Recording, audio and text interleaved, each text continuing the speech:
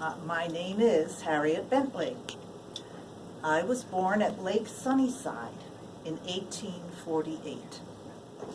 There are some people who say I was born with a silver spoon in my mouth, but I know that I was born into a very close-knit, loving family who supported all of my talents. I lived in Northumberland most of my youth. I had 2 brothers and 2 sisters. George, my oldest brother, died when he was just 12, before I was even born. John was 12 years older than me, and Mary Jane was 11 years older. Phoebe was 8 years older. Tragically, Phoebe died at a young age also, 19, when I was only 11. That was a very traumatic time for me. I lived in Northumberland most of my youth, as I said. When I was about 18, our family moved into the Parks Bentley house over in Moreau. My father bought that for $3,800, plus 50 acres. My father, Cornelius, expanded what was a log home into a spacious 8-room brick and clapboard house with 3 fish ponds, no less. You can still visit that house in South Glens Falls. My parents taught us responsibility and industriousness at a very early age, simply by doing chores.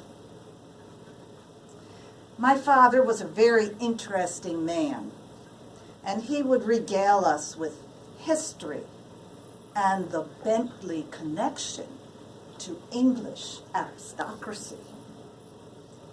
I became very interested in all types of history, and I was well versed in facts and stories. I was a proud member of the DAR almost all of my life. I attended the Glens Falls Academy when a girl's education was not given the same treatment as the boys. The girls' classrooms were in the basement, while the boys had spacious classrooms on both first and second floors. I must admit, however, that it was at the academy that I became serious about drawing and painting.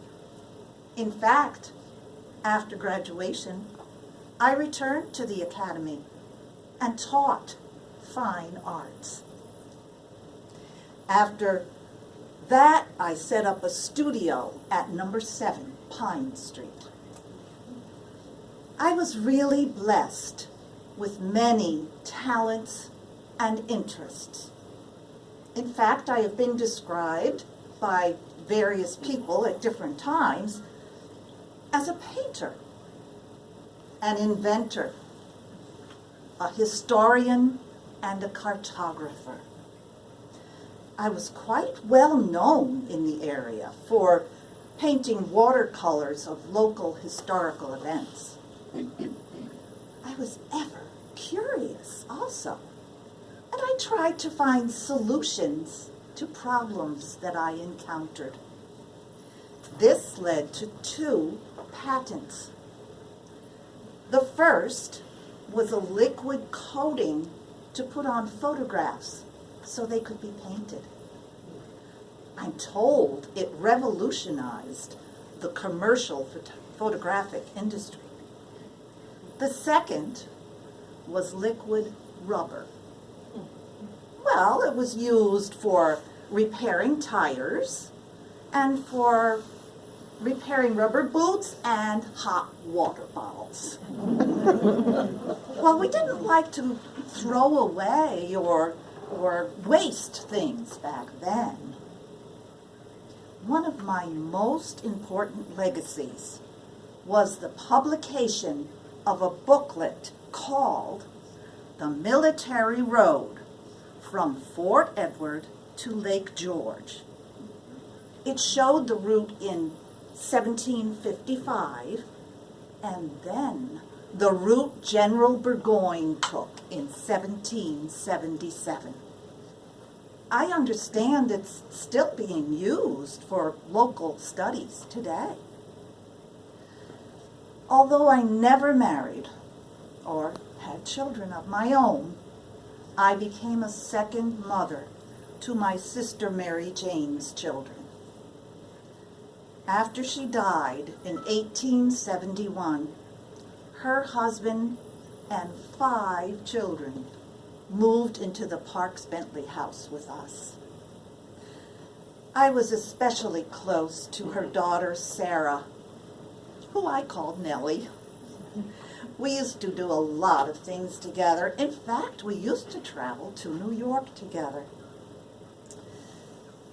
A week before Nellie's 20th birthday, I returned home on a particularly stormy day, and I asked Nellie to remove the iron skillet from the stove. She was killed instantly when lightning came down through the chimney just as she touched the skillet.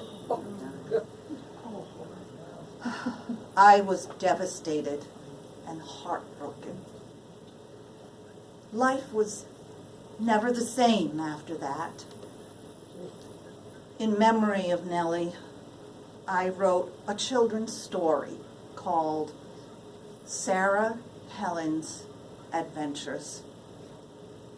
Oh, I continued to paint, selling my works and teaching classes. By 1919, I had moved to Park Street. I lived to be 82 years old, and I died on June 10th, 1930. I left my copyrights to my nephew, William.